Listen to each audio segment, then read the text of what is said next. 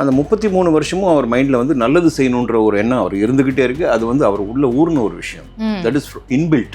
இல்லை எல்லாருமே அவங்க ஸ்பீக்கர்ஸ் ஆப்போனண்ட்ல இருக்க ஸ்பீக்கர்ஸும் சரி மினிஸ்டர்ஸும் சரி என்ன சொன்னாங்க, வந்தாரு ஒரு நின்னா உடனே சிஎம் ஆயிடணுமா அப்படின்னா. இது ஒன் மேன் ஆர்மி, இன்னைக்கு ஒன் மேன் ஆர்மி, என்னைக்குமே ஒன் மேன் ஆர்மி. பட் இவங்க நிர்வாகிகள்லாம் நிறைய அவருக்கு என்ன மைண்டில் வச்சிருக்காரோ மைண்ட் செட்டுக்கு ஏற்ற மாதிரி அவருக்கு கிடைச்சாங்க. தளபதி ஜெயிக்கணும்னு ஒர்க் பண்ணாங்க தவிர தான் ஜெயிக்கணும்னு யாருமே ஒர்க் பண்ணல. அதனால தான் நம்மளோட வெற்றி.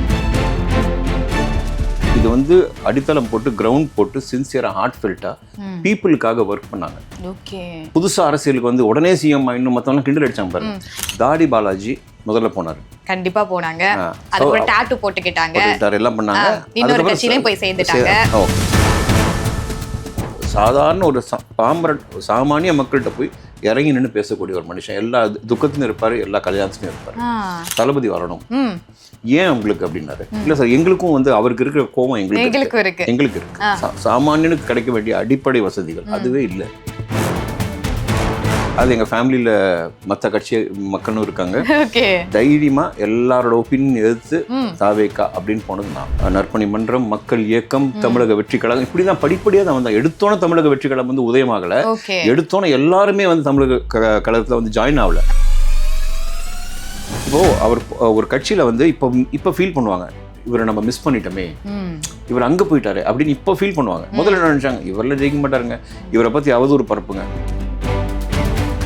விஜய் அவர்கள் ஒரு ஏதோ அவார்ட் ஷோல லாஸ்ட் ஒரு 4-5 இயர்ஸ் இருக்கும், 7 இயர்ஸ் கிட்ட இருக்கும். அப்போ வந்து நீங்க ஃபியூச்சர்ல சிஎம் ஆனா என்ன பண்ணுவீங்க, சிஎம் நடிக்க மாட்டேன்னு சொல்லியிருக்காங்க. அது இப்போ வைரல் இல்லம்மா. இது வந்து 33 இயர்ஸ் அவரோட ஜேர்னி.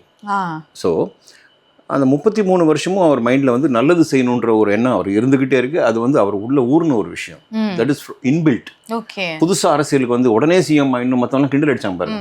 என்ன சார் 2 இயர்ஸ்ல எப்படிங்க ஒரு பார்ட்டி சிஎம் ஆக முடியும், எப்படிங்க நீங்க எம்எல்ஏக்கு வந்து வின் பண்ணுவாங்க அப்படின்ற கேள்விகள் தானே எல்லாரும். இல்லை எல்லாருமே அவங்க ஸ்பீக்கர்ஸ் ஆப்போனண்ட்ல இருக்க ஸ்பீக்கர்ஸும் சரி மினிஸ்டர்ஸும் சரி என்ன சொன்னாங்க, வந்தாரு ஒரு நின்னா உடனே சிஎம் ஆயிடணுமா அப்படின்னா. இது வந்து அடித்தளம் போட்டு கிரவுண்ட் போட்டு சின்சியராக ஹார்ட்ஃபெல்ட்டாக பீப்புளுக்காக ஒர்க் பண்ணாங்க. நற்பணி மன்றம், மக்கள் இயக்கம், தமிழக வெற்றி கழகம், இப்படிதான் படிப்படியாக தான் வந்தாங்க. எடுத்தோன தமிழக வெற்றி கழகம் வந்து உதயமாகல. எடுத்தோன எல்லாருமே வந்து தமிழக கழகத்தில் வந்து ஜாயின் ஆகல. நான் போய் அவர் பனையூரில் வந்து விஜய் சாருக்கு முன்னாடி புஷியானந்த் சாரை பார்க்கும்போது யாருமே இல்லை. There was no Sengottaiyan sir, there was no Aadhav Arjuna. வருஷத்துக்கு முன்னாடி சார் ஆரம்பிச்ச புதுசு. ஓகே, ஒரு 3 இயர்ஸ் ஸ்டார்டிங்ல நான் வந்து அப்ப நான் ஜாயின் பண்ணல. புஷானந்த் சார்ட்ட வேற ஒரு விஷயமா போறோம். கத்தார் தாவேக்காக ஒரு அயலகம் அமைக்கிறதுக்கு போறோம் நண்பருக்காக. அப்போ பார்த்தீங்கன்னா யாருமே இல்லை. அப்போ only one man was there, Bussy Anand sir general secretary. அதுக்கப்புறம் இந்த பீப்புள் ஆர் ஜாயினிங். அதுக்கப்புறம் அருண்ராஜ் சார் வந்தார், அதுக்கப்புறம் ஆதவர்ஜுனா, அதுக்கப்புறம் கேஎஸ் செங்கோட்டை. இப்படி தான் அப்போ வந்து இவர் ஒன் மேன் ஆர்மி, இன்னைக்கு ஒன் மேன் ஆர்மி, என்னைக்குமே ஒன் மேன் ஆர்மி. பட் இவங்க நிர்வாகிகள்லாம் நிறைய அவருக்கு என்ன மைண்ட்ல வச்சிருக்காரோ மைண்ட் செட்டுக்கு ஏற்ற மாதிரி அவருக்கு கிடைச்சாங்க. God's gift. எல்லா நிர்வாகிகளும் சொல்றேன், எல்லா மினிஸ்டர்ஸும் சொல்றேன், ஆல் எம்எல்ஏஸ் எல்லாருமே டெடிக்கேட்டடா கிரவுண்ட் ஒர்க் பண்ணாங்க. அந்த ஹார்ட் ஒர்க் வந்து எனக்கு தெரிஞ்சு ஒவ்வொரு நிர்வாகிக்கும் நம்ம தேங்க் பண்ணணும். தளபதி ஜெயிக்கணும்னு ஒர்க் பண்ணாங்களே தவிர தான் ஜெயிக்கணும்னு யாருமே ஒர்க் பண்ணல. அதனால தான் நம்மளோட வெற்றி.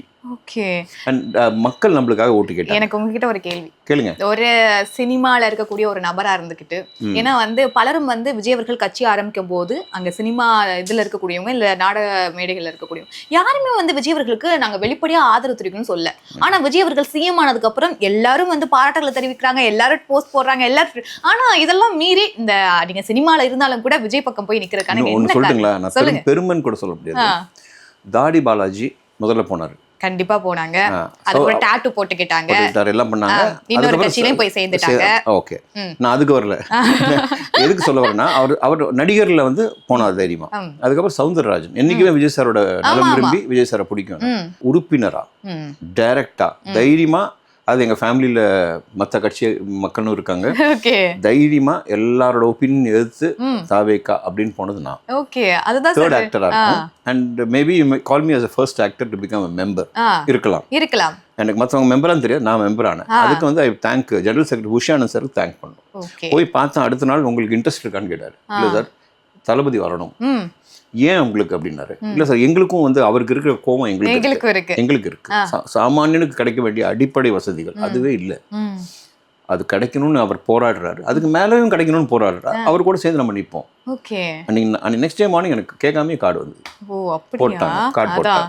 சோ நீங்க செங்கோட்டையன் சார் மீட் பண்ணிட்டு அதுக்கப்புறம் தலைமை சார் போய் மீட் பண்ணீங்க. செங்கோட்டையன் சார் வந்து கோஇன்சிடென்ஸ். எனக்கு எப்படின்னா செங்கோட்டையன் சார் வந்து எங்க ஊர்ல வந்து இன்னொரு எம்ஜிஆர் அவர் உங்க ஊர்க்காரங்க. ஓகே. காட்ஃபாதர். எனக்கு ஒரு பெரிய ஆபத்துலேருந்து என்னை காப்பாற்றினார். அதுக்காக நான் சேரல.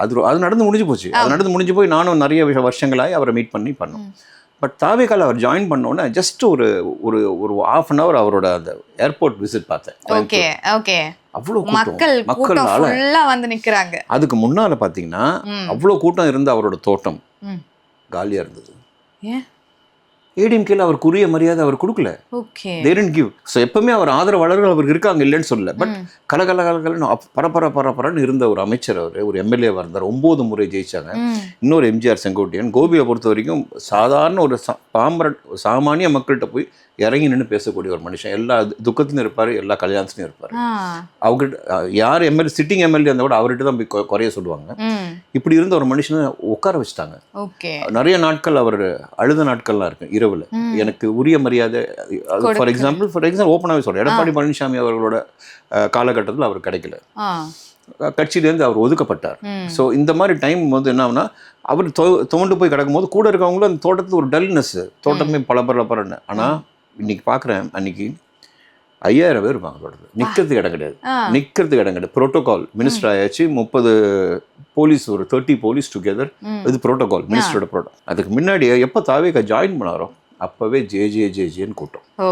நான்லாம் அவரை பிரச்சாரத்துக்கு போகும்போதெல்லாம் ஆச்சரியம் எனக்கு. 73 வயசுல ஒரு 4:30 மணி 5 மணிக்கு வந்துடுறியா கேஷுவலா? நான் சொன்னேன் விடிகாலம்பு தான்.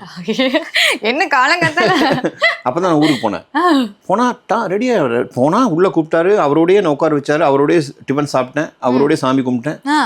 அதே கார் பின்னாடி போறேன். 3 கார் 4 கார் பறக்குது. எனக்கு பார்க்கும்போது கான்வாய் மாதிரி இருக்கு.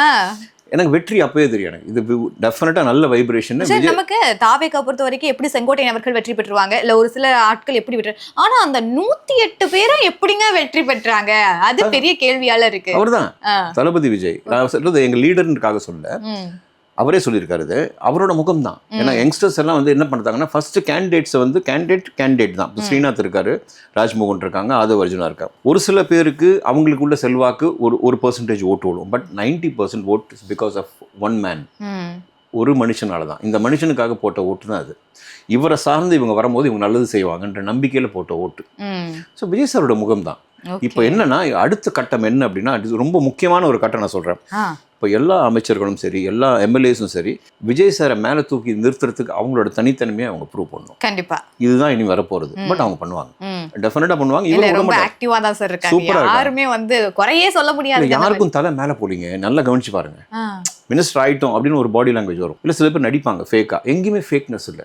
சாதாரண ஒயிட் ஷர்ட் ஒரு இதை போட்டு ராஜ்மோகன் போறாரு ஒரு ஹாஸ்பிட்டலுக்கு. அந்த நடிகருக்கு உதவியா போறாரு. உடனே போயிட்டாங்க. உடனே அவருக்கு எவ்வளவு சந்தோஷப்பட்டு. கண்டிப்பா மார்னிங் அந்த வீடியோ ரிலீஸ் ஆகுது. ஒரு 4 or 5K போய் ரீச் இருக்கும். he lost his wife. But இருந்தாலுமே அந்த உள்ள எனக்குன்னு இருக்காங்க. இந்த கவர்மெண்ட் இருக்கு, லீடர் இருக்காங்க, அவங்களை சார்ந்தவங்க வராங்கன்னு ரொம்ப சந்தோஷமா. அதே மாதிரி தான் ஆதவ் அர்ஜுனா அந்த ஸ்போர்ட்ஸ் பீப்புள்கிட்ட பேசும்போது எவ்வளோ மோட்டிவேஷனாக இருக்கும். அண்ட் எவ்வளோ கான்ஃபிடன்ஸ் கொடுக்கும் அந்த ஸ்போர்ட்ஸ்க்கு. நாளைக்கு நம்ம தமிழ்நாட்டிலேருந்து நேஷனல் லெவலில் இன்டர்நேஷனல் லெவலுக்கு போகிற அளவுக்கு டெஃபினட்டா இவர் பண்ணுவாருன்றது நல்லா இருக்கு. ஏன்னா கரெக்டான துறையை கொடுத்துருக்காங்க. ஏன்னா அவருக்கு அதில் எக்ஸ்பீரியன்ஸ் இருக்கு. அண்ட் எக்ஸ்பீரியன்ஸ் இல்லைன்னா கூட நாலேஜபிள் பர்சன் வந்து ராஜ்மோகன். he will do டெஃபினட்டா. மற்ற மினிஸ்டர் சினிமால அவங்கள பார்த்துருப்போம். கேஎஸ் சார் சொல்லவே தேவையில்லை. அவருக்கு ஃபினான்ஸ் வந்திருக்கு. அண்ட் அழகா பண்ணுவாங்க. இப்போ என்ன பொறுத்த வரைக்கும் இந்த துறைகள் தான் டிஃபரெண்டே தவிர இது ஒரு குடும்பமா தான் அவங்க செயல்பட போறாங்க. கண்டிப்பா. ஏன்னா அவங்க அமைச்சர் மினிஸ்டரா வந்து உட்காரும் போது சிஎம் பின்னாடியே வந்து உட்கார வச்சு அழகு பாக்குறதெல்லாம் பெரிய விஷயம். அது நன்றி கடன்மா. ஏன்னா சொல்றேன்னா, அவருக்காக உடைச்சவங்க அவங்க. ஏன்னா நான் இப்போ ஃப்ராங்கா சொல்றேன், நான் பிரச்சாரம் பண்ணும் போதெல்லாம் பார்த்தீங்கன்னா அந்த வெயில்ல வந்து அப்படி ஊத்தும். அவருக்கு 73 years I think. Sengottai sir வயசு சொல்ல வேணாம். பட் இருந்தாலும் இஸ் யங் மேன். அவருக்கு 23 வயசு தான். அவரோட உழைப்பு பெரும் உழைப்பு. நான் பின்னாடி நின்று பார்க்கும்போது சினிமாவில் கூட நம்ம இவ்வளோ உழைக்கிடையே இப்படி ஒரு மனுஷன் உழைக்கிறாரு. அப்புறம் எம்ஜிஆர் சார், ஜெயலலிதா காலத்தில் என்ன உழைச்சிருப்பாங்க. அப்போ அதே உழைப்பை விஜய் சார் கொடுத்தாரு. ஆனால் விஜய் சார்கிட்ட அவர் என்னன்னா, ஒரு அப்பா புள்ள உறவு. நான் எப்பவுமே சொல்லுவேன் அது. ஏன்னா அவர் அழுது துவண்டு போய் கிடக்கிற நேரத்தில் விஜய் சார் கை கொடுத்தாங்க. நீங்க வாங்க, உங்களுக்கு ஒரு மரியாதை கிடைக்கும், உங்களுக்கு உரியது. அந்த அப்பா புள்ள உறவு வேணும்னா அவர் அங்க வராருன்னு இங்க எந்திரிச்சிடாரு விஜய். ஆனா செங்கோட்டையன் அவர்கள் வந்து ஜாயின் பண்ணும்போது சரியான விமர்சனங்கள் வந்துச்சு இல்லையா சார்? வரும். இப்போ அவர் ஒரு கட்சியில வந்து இப்போ ஃபீல் பண்ணுவாங்க, இவரை நம்ம மிஸ் பண்ணிட்டோமே, இவர் அங்கே போயிட்டாரு அப்படின்னு இப்போ ஃபீல் பண்ணுவாங்க. முதல்ல என்ன நினச்சாங்க, இவரெல்லாம் ஜெயிக்க மாட்டாருங்க, இவரை பற்றி அவதூறு பரப்புங்க, தப்பாக பேசுங்க. எல்லாருக்கு பின்னாடி ஒரு நெகட்டிவ் பேக்ரவுண்ட் இருக்கு, ஒரு பிளாக் பேக்ரவுண்ட் எல்லாருக்கும் பின்னாடி. இப்போ எனக்கே இருக்குன்னு வச்சுங்களேன், ஒரு ஃப்ளாஷ்பேக் இருக்கும் எல்லாருக்கும். நம்ம எல்லாரும் பர்ஃபெக்டான ஹியூமன் பீயிங்லாம் சொல்ல முடியாது. ஒரு இடத்த நம்ம ரிஃபைன் ஆகி மாறுவோம், அதுதான் முழு மனுஷனாக நம்ம ஆகுறது. அந்த மாதிரி சில விஷயங்களை எடுத்து இவர் பேசினது, அதுவும் வந்து அது பர்சனல், அது நம்ம தொடரணும் அவசியமே கிடையாது. எல்லாருக்கும் பர்சனல் இருக்கு, யாருமே கடவுள் கிடையாது, யாருமே செயின்ட் இல்லை. ஸோ ஏன்னா அவருக்கு உரிய மரியாதை வந்து எனக்கு தெரிஞ்சு தாவேக்கால ஏடிஎம்கேல கொடுத்ததை விட இங்கே பல மடங்கு கிடைச்சது. நிர்வாகிங்க அத்தனை பேர் எஞ்சி நிற்கிறாங்க. அண்ட் நீங்கள் பார்த்துருப்பீங்க அந்த பதவியேற்பு விழாவில் இவருக்கு மட்டும்தான் லீடர் எழுந்திரிச்சுட்டாங்க. அதுதான் மரியாதை. அதான் சொன்ன அப்பா புள்ள உறவு. சரி, இப்போ இதெல்லாம் ஓகே. இந்த நன்றி கடன் ஒரு வார்த்தை சொன்னீங்க. அஸ்ட்ராலஜர் ராதன் பண்டிட்டுக்கு ஒரு பதவி கொடுத்து மறுபடியும் வந்து அதை ரத்து பண்றாங்க. இந்த எதிர்கட்சிகளோட விமர்சனங்கள் எழுந்ததுனாலதான் அஸ்ட்ராலஜி நம்புறதுனால இது ஒரு மூட நம்பிக்கையா போயிடும் அப்படின்றதுக்காக மட்டும்தான் அவங்க வந்து இது பண்ணிட்டாங்க, ரத்து பண்ணிட்டாங்கன்னு சொல்றாங்க. அதை எப்படி எந்த அளவுக்கு ரத்து பண்ணது அதனால கிடையாது, அவர் கொடுத்தது வந்து யாருமே வந்து விமர்சனம் பண்ண மாட்டாங்க நம்ம சொல்ல முடியாது. ஒரு பதவி ஏற்கும்போது இதுக்கு வந்து இவர் கரெக்டாக இருப்பார். Is not only in astrologer, அதை தாண்டி நிறைய விஷயங்கள் அவர்கிட்ட இருக்கு. இதுக்கு அவர் சூட்டபிளாக இருப்பாருன்னு தான் வந்து லீடர் வந்து ஒரு போஸ்டிங் கொடுக்குறாங்க, அது கவர்மெண்ட் சம்மந்தப்பட்டது. இதை வந்து பப்ளிக்காக இன்னொரு லீடர், ஃபார் எக்ஸாம்பிள் திரு பிரேமலதா விஜயகாந்த் அவங்க பண்ணும்போது அதுக்கு மரியாதை கொடுத்தாரு. Okay, I'll take time. I'll rethink தான் சொன்னேன். நான் பண்ணது தப்பு நான் சொல்லவே இல்லை, நான் ரீதிங்க் பண்றேன். ஓகே, அவங்க சொன்ன மரியாதைக்கு இமீடியட்டா உடனே வேணாம். மேபி லேட்டர் ஆன் அவருக்கு அதே போஸ்டிங் கிடைக்கலாம், லேட்டர் ஆன் அவருக்கு இன்னொரு கௌரவம் கிடைக்கலாம். தவிர அவர் அவங்க சொன்ன கருத்தை மொத்தமா ஏத்துக்கிட்டாருன்றது கிடையாது. மரியாதை கொடுத்தாரு. ஒரு சீனியர் லீடர், ஒரு பெரிய லீடரோட மனைவி. அவங்க நிறைய போராட்டம் பார்த்துருக்காங்க ஹஸ்பண்ட் டெத்துக்கு அப்புறம். ஹஸ்பண்ட் உடம்பு சரியாமல் இருக்கும்போது நிறைய பார்த்துருக்காங்க. அவங்களுக்கு கொடுக்குற ரெஸ்பெக்ட் இது விஜயகாந்த் சாருக்கு கொடுக்குற ரெஸ்பெக்ட். இமீடியட் ஆக்ட் பண்ணாங்க.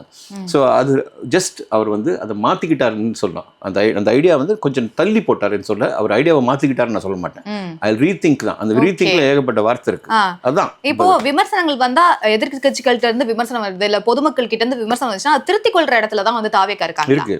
ஓகே, எது சரி? அதாவது என்னன்னா, சரி நாங்கள் ஓட்டு கேட்கும் போதே நாங்கள் தப்பு பண்ண நீங்க கேளுங்கன்னு தான் சொன்னோம். இப்போ நானே நிறைய இன்டர்வியூஸ்ல சொன்னேன், நம்ம நிர்வாகிங்க சைட்ல வந்து ஏதாவது லேக் இருந்தா கூட நான் கேட்பேன். ஓகே, நான் இவரோட விசுவாசி. நான் போஸ்டிங்கோ பதவிக்கோ எதிர்பார்த்தோ எதுவுமே நம்ம தாவேக்காக்குள்ள போல. சரி, நான் விஜய் சார் நல்லா இருக்கணும், அவர் நல்லா இருந்தா நம்ம எல்லாரும் நல்லா இருப்போம், அவ்வளவுதான்.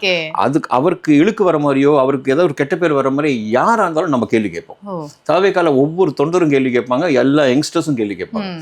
ஆனா அவரு அதை கேட்டால் அதை உடனே மாற்றிக்கக்கூடிய மனிதர் தான் லீடர். அதுதான் பெரிய எக்ஸாம்பிள்.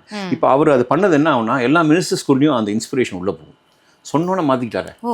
இது வேற தலைவர் யாரும் பண்ண மாட்டாங்க, நான் பண்ணது தான் கரெக்டு, இவங்க என்ன வேணா பேசிங்க, அப்படிதான் இருக்கும். ஸோ சட்டசபை என்ன ஆகும்னா கலோபரமாகவே இருக்கும். That's all. Okay, super sir. Sir இவ்வளோ நேரம் உங்களோட டைம் ஸ்பெண்ட் பண்ணி நிறைய விஷயங்களை கூட ஷேர் பண்ணியிருக்கீங்க சார். அடுத்தடுத்து இதே போல் உங்ககிட்ட நிறைய பேசணும் சார். Thank you sir. தேங்க்யூ.